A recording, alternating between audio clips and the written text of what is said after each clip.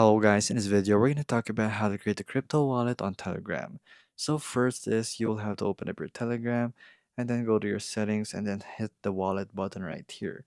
So the wallet is going to open up in a mini app and then basically you can create one already. It's just going to ask you to create a wallet and then you'll have to save your private key and that's it. It's just that simple.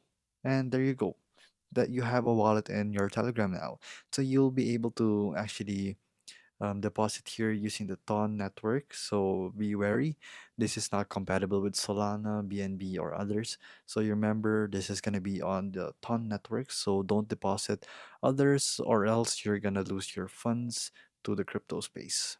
So there you go. It's just that simple. You even have P2P market right here. You can buy and sell your cryptocurrency if you even wanted to. So if you wanted to buy right here, you can buy so right here. So press buy and then you'll just have to select your payment method if you want to right here. And it's just that simple.